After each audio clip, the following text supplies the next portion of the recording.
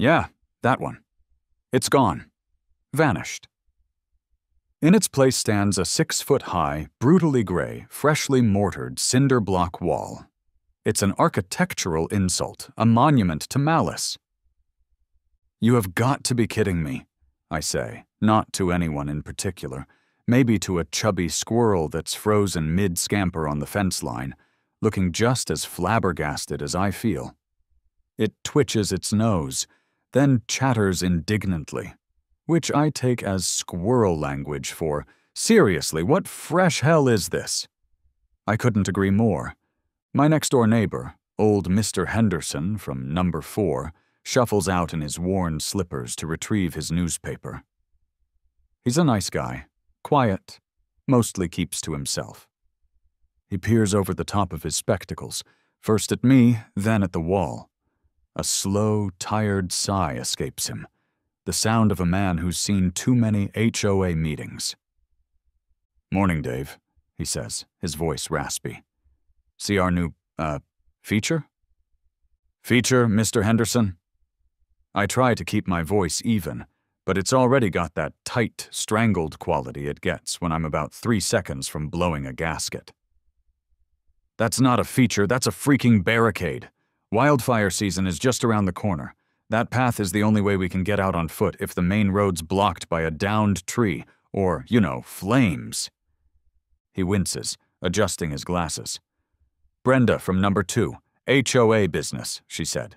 "An emergency board meeting, apparently held via carrier pigeon last night. Said the path was an eyesore and attracted loiterers." Brenda, of course. Brenda. Don't you dare question my authority, Jenkins. Our esteemed HOA president. A woman whose primary joy in life seems to be laminating strongly worded notices and measuring people's lawn heights with a laser level. "Loiterers?" I exclaim. "The only loiterers I've ever seen back there are the neighborhood kids playing tag and the occasional deer. And trust me, those deer are far more concerned with judging her prize-winning petunias than loitering with intent." Mr. Henderson just shakes his head, a gesture of pure, unadulterated resignation. "She's on a tear, Dave. Said something about community standards and unapproved foot traffic." He picks up his paper. "Good luck?" "Good luck, right, I'm going to need it." I try to take a few deep breaths, channel my inner Zen master. But it's no good. The image of that gray wall, blocking our escape route, is seared into my brain. I march down the cul-de-sac, my flip-flops slapping angrily against the asphalt. Number 2, Brenda's house, is immaculate, of course. It looks like a show home, the kind no real human actually lives in. And there she is, out front, armed with a pair of tiny, menacing-looking shears, meticulously snipping at an already flawless rose bush. "Brenda," I manage to say, aiming for a tone of calm, concerned neighbor, but probably landing somewhere closer to Guy, whose eye is starting to twitch uncontrollably. She looks up, her perfectly coiffed blonde helmet of hair unmoving in the slight breeze. Her sunglasses are enormous, hiding any glimmer of human emotion. "David, good morning. To what do I owe the pleasure on this fine morning?" Her voice is smooth, like honey mixed with tiny shards of glass. "The wall, Brenda," I say, gesturing vaguely towards the end of the street. "The brand new one. The one currently obstructing the county-mandated emergency evacuation path." "Ah, yes," she says, a small, infuriatingly smug smile playing on her lips. "The beautification project. It was decided by the board that the unkempt nature of that pathway was detrimental to our community's aesthetic uniformity. And, as you know, rules are rules. Unused pathways quickly become overgrown and attract undesirable elements." She snips a perfectly healthy leaf with a sharp, decisive click. My jaw tightens. "Aesthetic uniformity? Brenda, we live in California. We have wildfires. That path is a literal lifeline. It's illegal, completely and utterly illegal, to block a designated emergency exit." I can feel my voice starting to climb the decibel ladder. This is not going according to my Zen plan. "Well, David," she says, turning her attention back to the offending rose bush, "perhaps you should have considered the community's aesthetic values before your son's basketball hoop was measured at 3.5 inches above the HOA's approved height limit last month. We all have to make sacrifices for the good of the community, you know." I stare at her, momentarily speechless. The basketball hoop. She's seriously bringing up the goddamn basketball hoop. A hoop that Leo, my 10-year-old, uses maybe twice a week. You're equating a child's basketball hoop with our ability to escape a raging inferno? She gives a tiny, dismissive shrug, the kind that makes you want to scream. The bylaws, David, are quite clear on unapproved structures.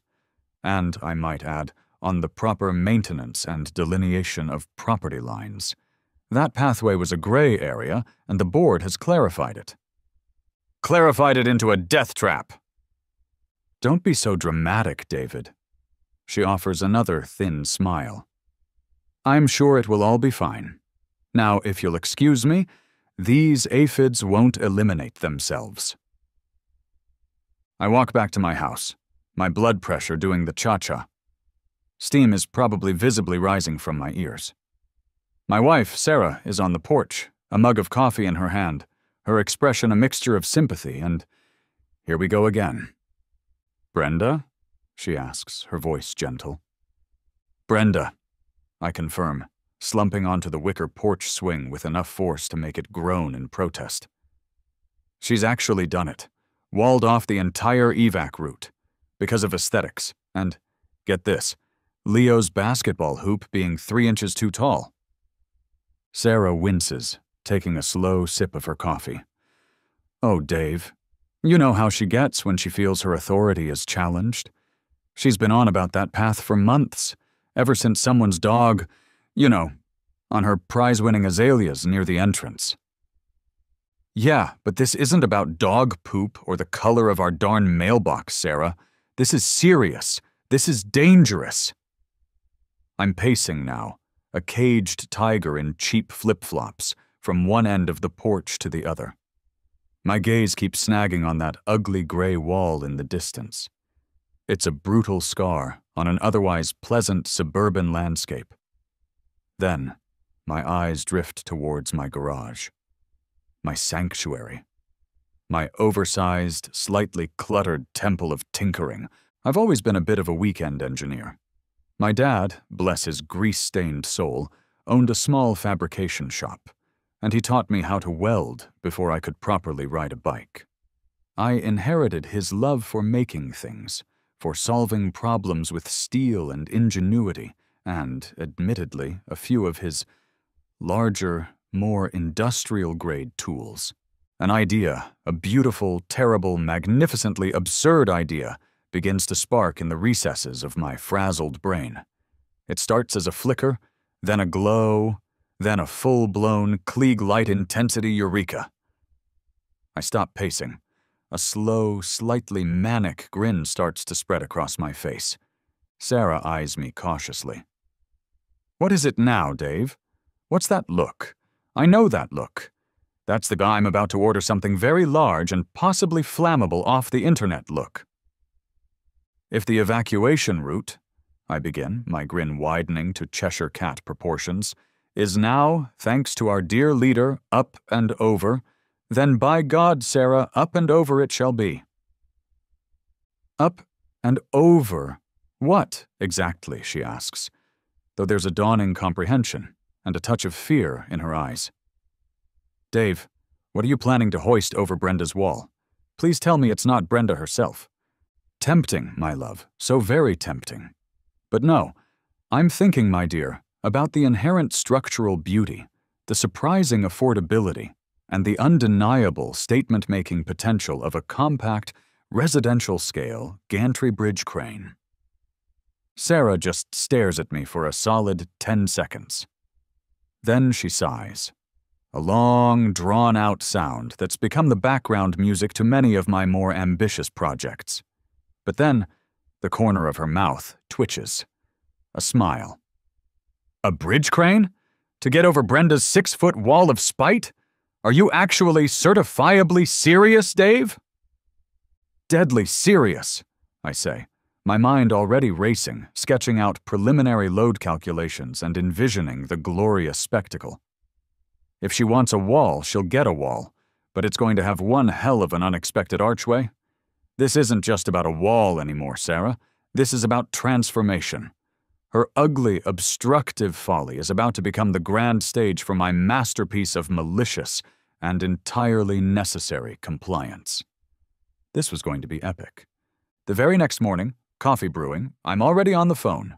The yellow pages, yes, I still have one, don't judge, open to industrial equipment, sales and rentals. Sarah's right. A full-scale, permanently installed bridge crane might be a tad excessive, not to mention a logistical and permitting nightmare that would make Brenda's antics look like child's play.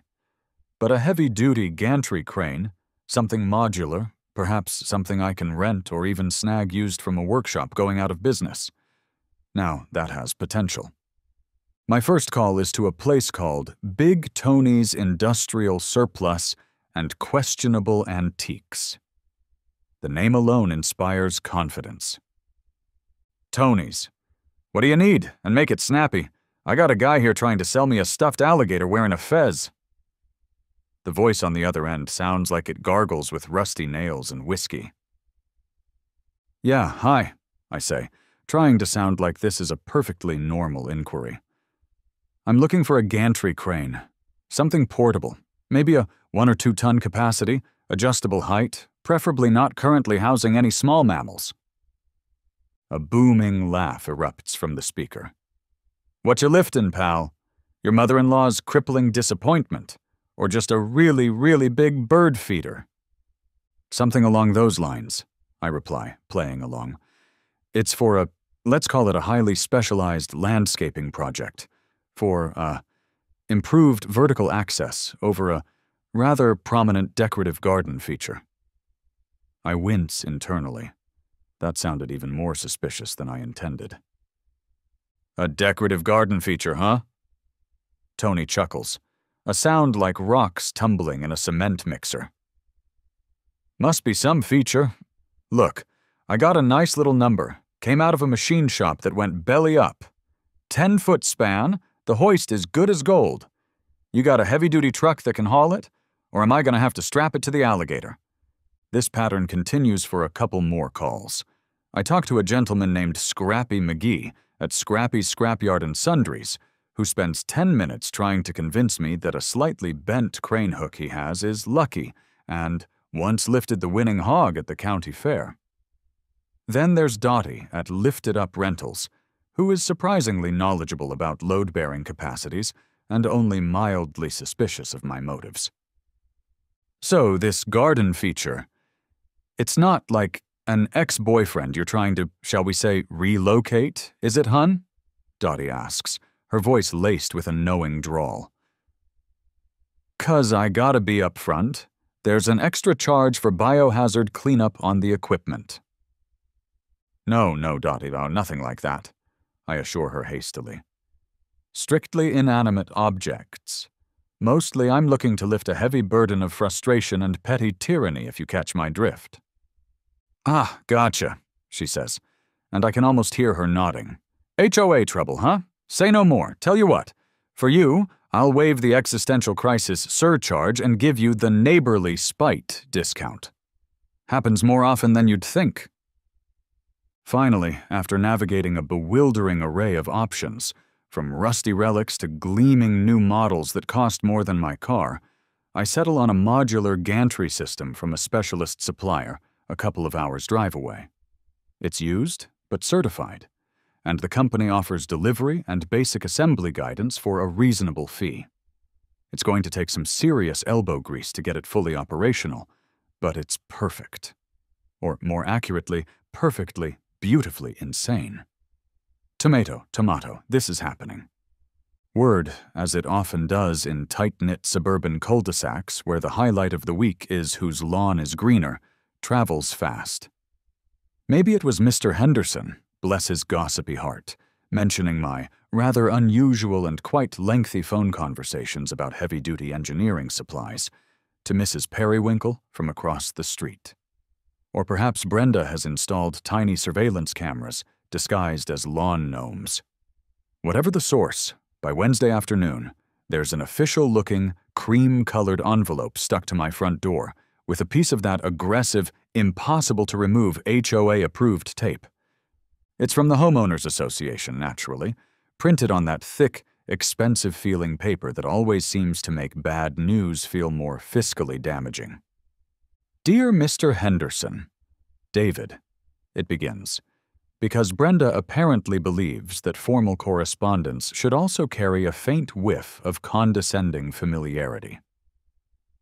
It has come to the esteemed attention of the Homeowners Association Board that you may be engaging in the unauthorized procurement and/or advanced planning of unapproved structural modifications to your property.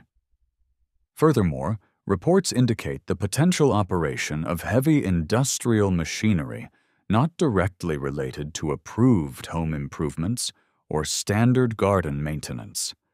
I skim through the jargon.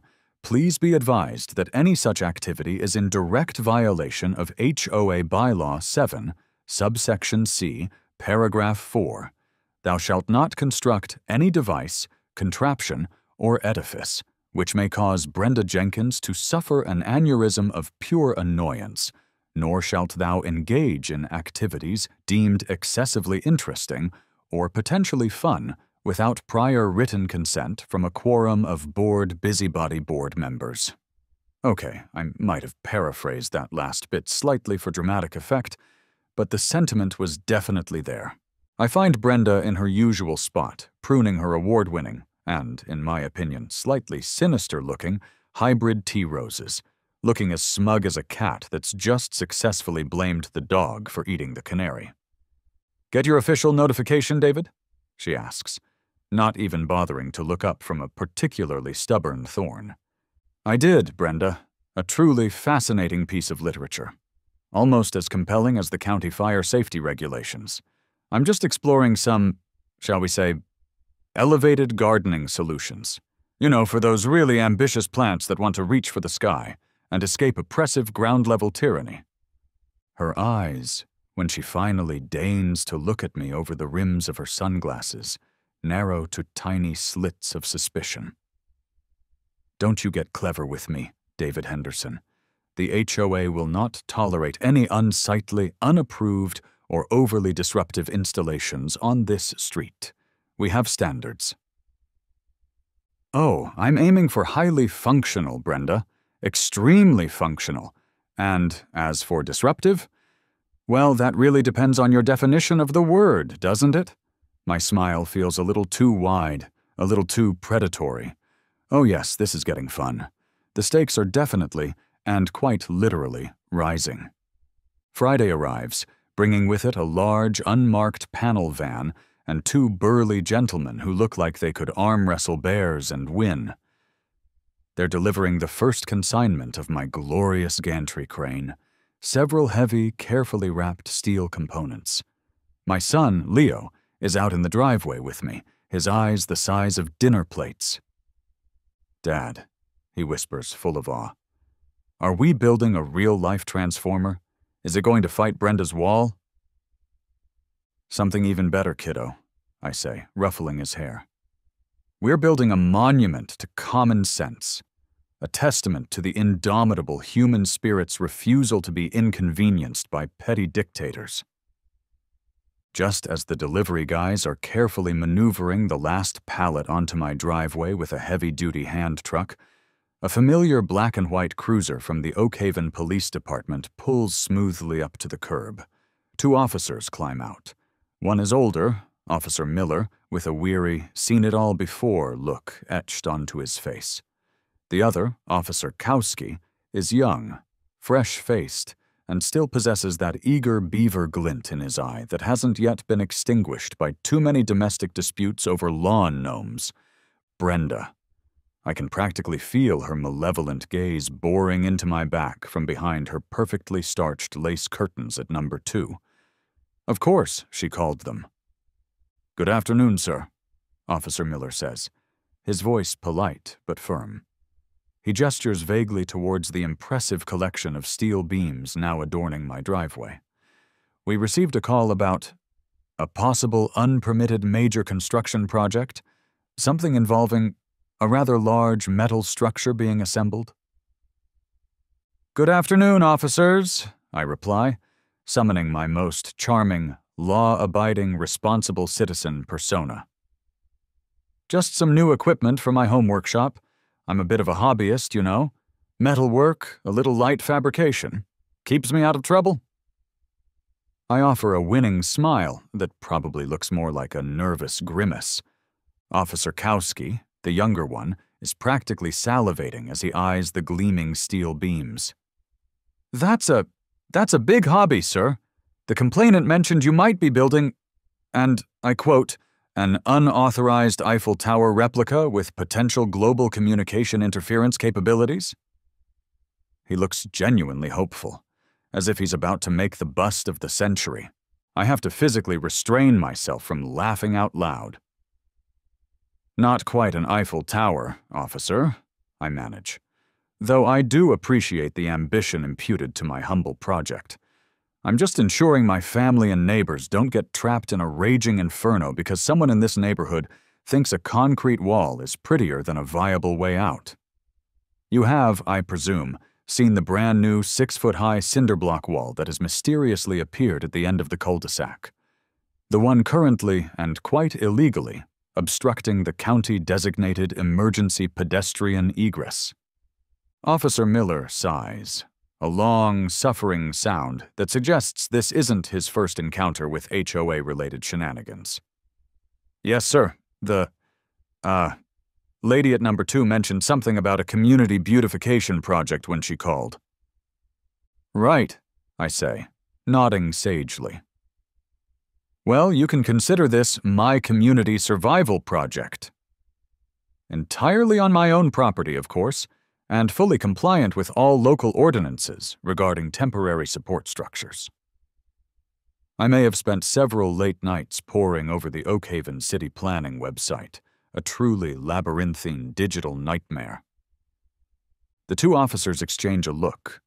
Officer Miller rubs his temples, a gesture I'm starting to recognize as the universal sign for why me.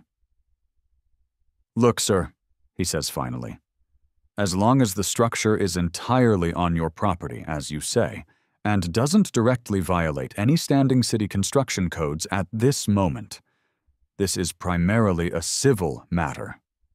An HOA dispute. We can't intervene unless there's a clear criminal violation or an immediate public safety risk not already being addressed by, say, an illegally blocked fire exit."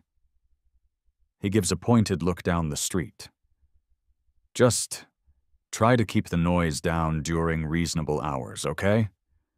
And perhaps refrain from launching any satellites or other orbital objects from your driveway. The FAA gets awfully touchy about that."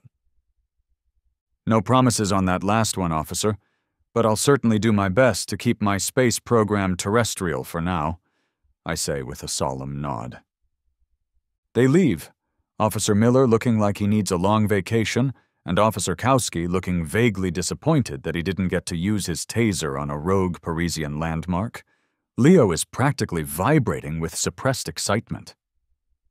"Are you really going to launch something into space, Dad?" he whispers, his eyes gleaming. "Figuratively, son," I say, winking. "We're about to launch a major offensive against bureaucratic buffoonery. Figuratively." The pieces were literally falling into place. Saturday is official gantry crane assembly day. I've managed to bribe a couple of my most mechanically inclined and morally flexible buddies, Jim and Ray, with the irresistible allure of free pizza, cold beer, and the once-in-a-lifetime opportunity to witness an act of suburban rebellion so audacious it bordered on performance art. The gantry crane components are laid out across my driveway like the bones of some slain industrial dragon. So, let me get this straight, Jim says, scratching his beard and surveying the scene with a mixture of awe and disbelief. Your HOA president, Karen, sorry, Brenda, builds an illegal wall blocking your fire escape route. And instead of, calling a lawyer or maybe just a guy with a sledgehammer, you decided to escalate things by building this? He gestures with a wrench towards the massive A-frame legs. Lawyers are slow, Jim, I explain patiently, and far less theatrically satisfying. Besides, this isn't just about removing an obstacle. This is about making a statement. A big, yellow, 2-ton statement. Ray, ever the pragmatist, is already sorting bolts and consulting the assembly diagram I'd printed out, which, admittedly, looked like it had been translated from Swedish to Japanese, then run through Google Translate into English. Statement or not, Dave, this thing's gonna be visible from the International Space Station. You absolutely sure about this, buddy? 'Cause once this bad boy is up, there's no going back. Brenda's head might actually explode. Absolutely, I say, though I'll admit my stomach is doing a fair impression of a tumble dryer full of angry badgers. It's a calculated risk for a righteous cause. As we work, hoisting steel, tightening bolts, and occasionally swearing creatively when a washer goes skittering off into the Bermuda Triangle of my lawn, a small but growing crowd of neighbors begins to gather at a safe, respectful distance on the sidewalk. There are whispers, pointed fingers, and the distinct click, click, click of smartphones capturing the spectacle for posterity, and probably the neighborhood Facebook group. Then, right on cue, Brenda Jenkins appears on her perfectly manicured lawn, phone pressed tightly to her ear, her face a delightful shade of puce that clashes spectacularly with her powder blue tracksuit. I can just make out snippets of her increasingly shrill conversation. Yes, that's right, an industrial crane. In his driveway. He's clearly building some sort of siege engine. Code enforcement? I demand you send someone out here immediately. This is an outrage, an abomination. I'm calling the city, the mayor, the National Guard if I have to. The main A-frames, the upright supports of the gantry, are wrestled into position by midday, secured with bolts the size of my thumb. By late afternoon, with a chorus of groans from us and gasps from our audience, the heavy horizontal I-beam, the bridge of my bridge crane, is being carefully hoisted into place. It's big. It's unapologetically yellow. It's magnificent. It's also, and this is the crucial part, clearly visible well above the top of Brenda's precious, aesthetically uniform gray wall. This isn't just a random collection of parts anymore. It's a declaration of intent, a steel middle finger pointed squarely at unreasonable regulations.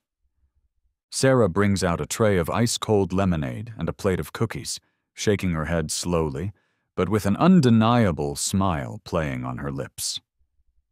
"You're completely certifiable. You know that, don't you?" she says, handing me a glass. "Yeah," I reply, wiping a smear of grease from my forehead with the back of my hand, "but at least I'm certifiably prepared for a stylish and highly visible emergency exit." The point of no return has been well and truly passed, probably about 3 hours ago when we dropped a particularly large wrench and it echoed through the entire cul-de-sac. Tomorrow, the electric hoist gets attached. Tomorrow, we fly. Or at least, something does. Sunday morning dawns bright, clear, and I imagine far too early for Brenda Jenkins' liking, especially given the level of apoplexy she was displaying yesterday. We're out there, me, Jim, and Ray, fueled by coffee and a shared sense of impending chaos, carefully attaching the electric hoist mechanism to the gantry's crossbeam. The final piece of the puzzle. It's looking less like a pile of random industrial parts and more like an actual functional, if slightly over-the-top, piece of heavy lifting machinery. My very own custom-built, bright yellow, slightly ridiculous, means of egress. Around 10 a.m., just as we're testing the hoist's travel along the beam, it purrs like a well-fed metallic kitten, much to my satisfaction. A pristine white Oakhaven City vehicle pulls up to the curb. A man in a crisp, short-sleeved white shirt, sporting a tie and an official-looking city code enforcement badge, steps out. He's followed, almost immediately, by a second police car, this one with sergeant's stripes on the sleeve of the officer emerging. Uh-oh. Brenda must have really dialed up the rhetoric on her complaint calls, probably invoking national security this time. Mr. David Henderson, the code enforcement guy, whose badge identifies him as a Mr. Aloysius Periwinkle, a name that seems far too whimsical for such a stern-looking individual, asks. He's clutching a clipboard like it's a shield and a sword, the ultimate weapon of bureaucratic dread. That's me, I say, trying to project an aura of calm competence, like a man who definitely isn't about to use an unlicensed industrial crane to hoist a passive-aggressive sign over his HOA president's illegally constructed wall. We've had multiple complaints, Mr. Henderson, Mr. Periwinkle begins, his voice dry as week-old toast, regarding an unpermitted heavy structure and the unlicensed operation of heavy industrial lifting equipment in a designated residential zone. The sergeant, a stern-looking woman named Davis, is slowly surveying my beautiful yellow gantry with an expression that's entirely unreadable, but probably not good. This is it. The moment of truth. The showdown at the Oakhaven Corral. Officer, Sergeant, Mr. Periwinkle, I begin, adopting my most reasonable and cooperative tone. What you see before you is a piece of specialized equipment located entirely on my private property. As for permits, I reach into my back pocket and produce a slightly crumpled but official-looking document.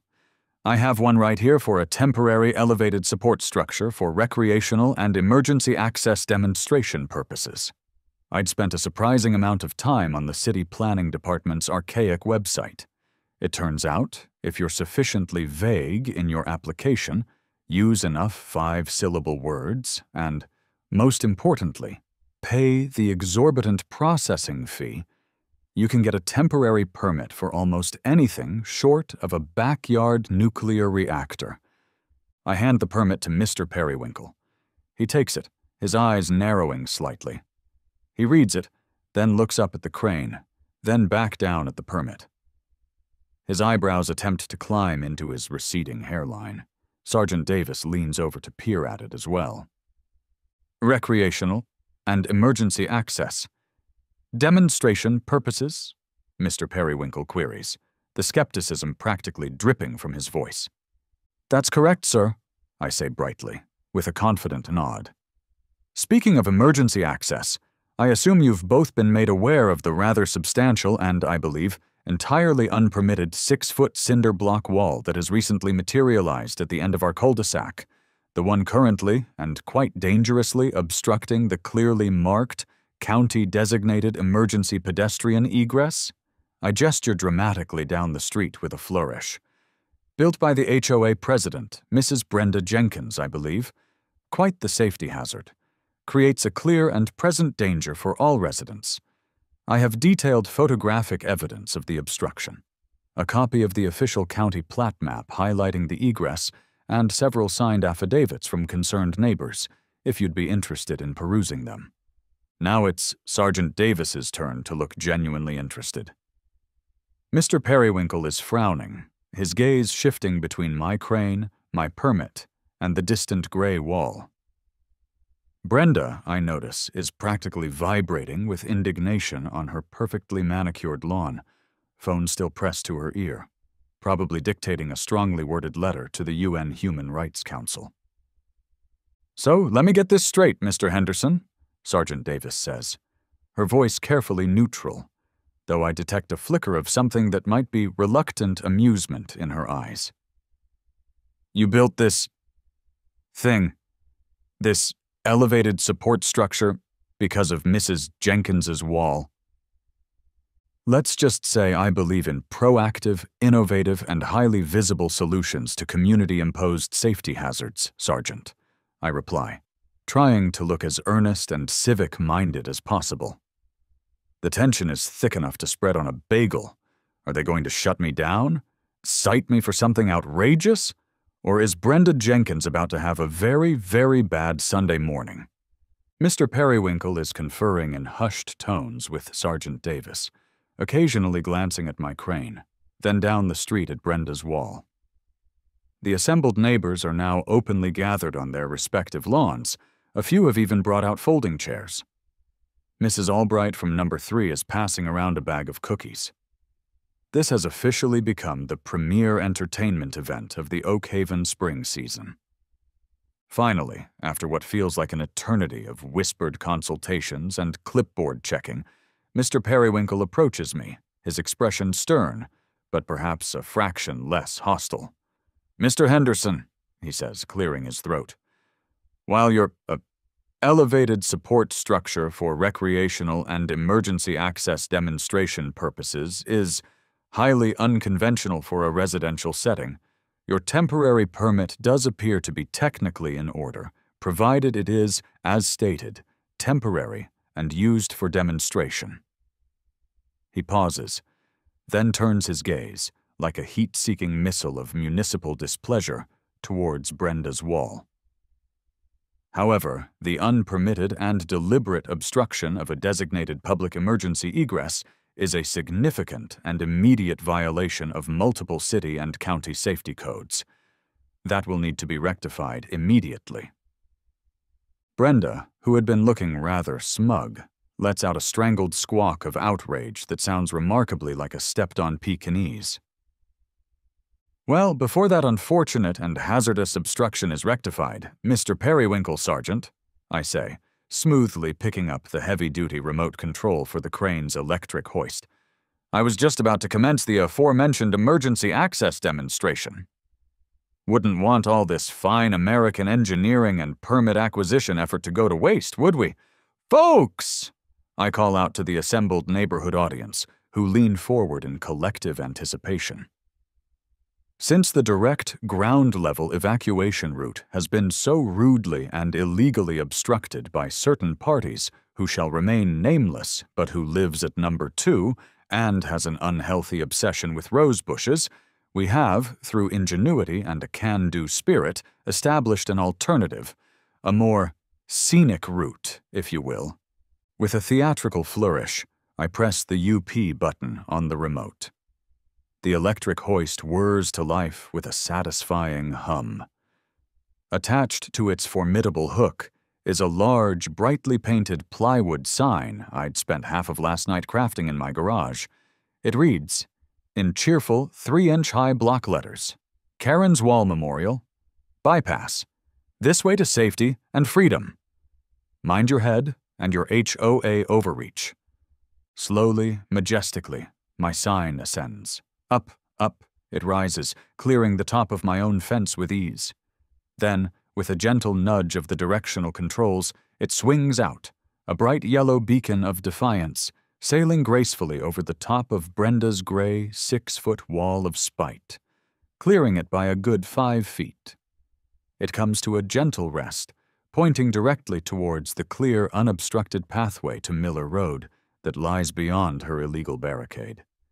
The entire operation, from liftoff to triumphant positioning, takes less than 2 minutes. The crowd erupts, cheers, whoops of laughter, a smattering of applause, and even a few appreciative whistles. I swear I even see old Mr. Henderson do a little jig on his lawn. Officer Miller, who'd apparently circled back to witness the denouement, cracks a wide, unprofessional smile. Even Sergeant Davis has a distinct smirk playing on her lips. Brenda Jenkins is silent, utterly, catastrophically silent. Her face is a mask of pure, undiluted, apoplectic fury. Her expensive sunglasses have slipped down her nose, revealing eyes wide with disbelief and impotent rage. If looks could kill, my beautiful yellow gantry crane would currently be a puddle of molten slag, and I'd be a smoking crater. This, right here, is her Waterloo. or more accurately, given the circumstances, her Waterloo. The sweet, sweet sound of her defeat is almost drowned out by the joyous cheers of liberated suburbia. The sight of my cheerful, slightly sarcastic sign swinging gently in the breeze above her monument to misery seems to be the final straw for Mr. Periwinkle. Or perhaps it's the collective, uninhibited laughter of the entire neighborhood, a sound that clearly indicates which side public opinion has landed on. He marches over to Brenda, who is now sputtering incoherently, pointing a trembling finger at my crane, then at her wall, then back at my crane. "Ma'am, Mrs. Jenkins." Mr. Periwinkle's voice is now devoid of any previous hesitation. It's pure, unadulterated, bureaucratic steel. "This wall," he points a stern, unwavering finger at her illegal construction, "is in clear and flagrant violation of Oakhaven City Safety Codes 101.4, 307.2, and County Ordinance 17B regarding emergency access. It is illegally obstructing a designated emergency public egress. It constitutes a public nuisance and a severe safety hazard. It needs to come down. Now." He pauses for emphasis. "Alternatively, the city will arrange for its immediate demolition and will subsequently bill you for all associated costs, along with a significant pecuniary penalty for non-compliance and endangering public safety. Do I make myself clear?" Brenda looks like she's just swallowed a particularly angry badger. Her face cycles through an impressive range of colors, from puce to a rather alarming shade of purple.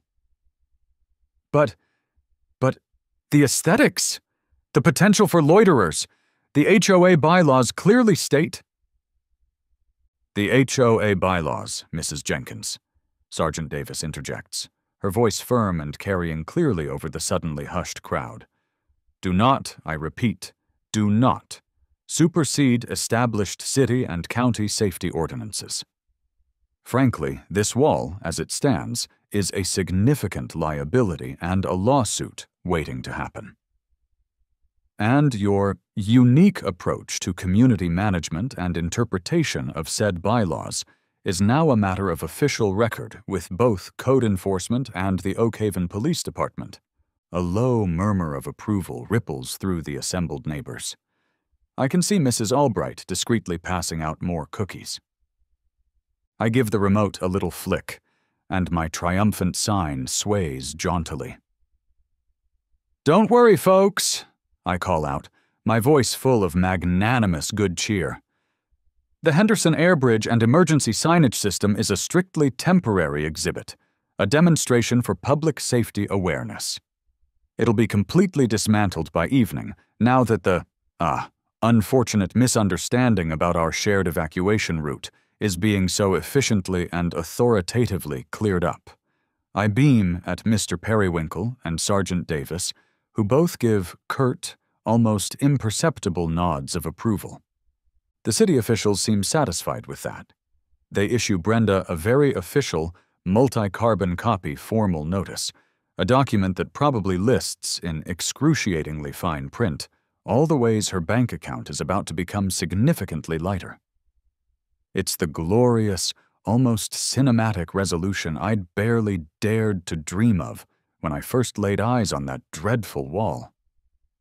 By late afternoon, the melodious sound of jackhammers echoes through our normally tranquil cul-de-sac.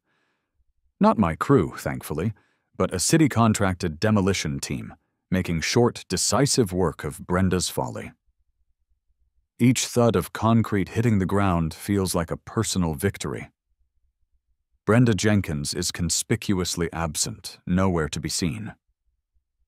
Rumor, expertly disseminated by Mr. Henderson, who has apparently found his calling as the neighborhood's town crier, has it she's closeted with her lawyer, or possibly browse Zillow for properties in a remote, HOA-free region of Alaska. My magnificent yellow gantry crane stands proud for a few more hours, a silent, stoic sentinel, its duty done. Jim, Ray, and I, along with a rotating cast of appreciative neighbors who bring offerings of beer, chips, and leftover Sunday roast, share a well-deserved victory pizza beneath its impressive span. "You know," Ray says, his mouth full of pepperoni and triumph, "for a completely bonkers, off-the-wall, probably certifiable idea, Dave, this one actually legitimately worked. I'm impressed. And a little scared of what you'll come up with next." Never doubt the combined power of principled pettiness, a well-read city ordinance manual, and a fundamental understanding of leverage, my friend, I say, raising my slice in a toast, to clear exits and confused bureaucrats. As dusk begins to settle, painting the sky in hues of orange and purple, we begin the disassembly of the Henderson Air Bridge. It served its purpose with valor and distinction. The evacuation route is clear. Victory smells like cheap pizza, cold beer, and the faint, satisfying aroma of two-stroke exhaust fumes from the demo crew's equipment. Life on Oak Haven cul-de-sac has demonstrably changed. I'm no longer just Dave Henderson from number 6. The quiet guy who occasionally sets off his smoke alarm grilling steaks. No, I've ascended. I am now Dave the Crane Guy. Or, to some of the older residents, the Wall Breaker. My personal favorite, however, was coined by little Timmy from down the street, who now salutes me solemnly whenever I pass. "Captain Overpass, sir." It has a certain ring to it. Neighbors I'd previously only exchanged curt nods with now stop to chat, to offer their heartfelt thanks, to share their own horror stories of Brenda's reign of terror, and most amusingly, to ask if I'm planning any other community improvement projects in the near future. I just smile enigmatically. Brenda Jenkins officially resigned as HOA president the following week, citing pressing personal reasons and an increasingly untenable and hostile work environment where my dedication to upholding meticulously crafted community standards was tragically misunderstood. The interim president, the formerly meek and retiring Mrs. Albright from number 3, who, it turns out, bakes a mean oatmeal raisin cookie and has a surprisingly rebellious streak, has already proposed a community vegetable garden where the wall once stood, and a radical new, free-for-all, express-your-inner-artist mailbox color policy. It's anarchy, beautiful, glorious anarchy. The gantry crane components are now neatly stacked and covered with a tarp in my garage, awaiting their next call to duty should one arise. Sometimes, when the newly reformed and surprisingly reasonable HOA sends out a newsletter with a particularly silly new suggestion, like last week's proposal for mandatory synchronized lawn watering schedules, I go out there and just pat one of the heavy I-beams reassuringly. You just never know when a bit of elevated persuasion might be needed again. Just last night, as I was tucking Leo into bed, he looked up at me with those wide, serious eyes that kids get when they're pondering the great mysteries of the universe. "Dad," he said, "if there's ever, like, a real zombie apocalypse, can we use the crane to get away from the zombies?" I winked, smoothing his hair back. "Son," I said, with all the gravity such a question deserved, "if there's a zombie apocalypse, the Henderson Air Bridge isn't our means of escape. It's our first line of offense. We'll be airlifting vital supplies, like pizza, video games, and strongly worded pamphlets on the importance of respecting emergency egresses, to the less prepared. After all," I said, echoing what has unintentionally become my new family motto, "I believe in proactive solutions and the strategic application of overwhelming, if slightly unconventional, mechanical advantage.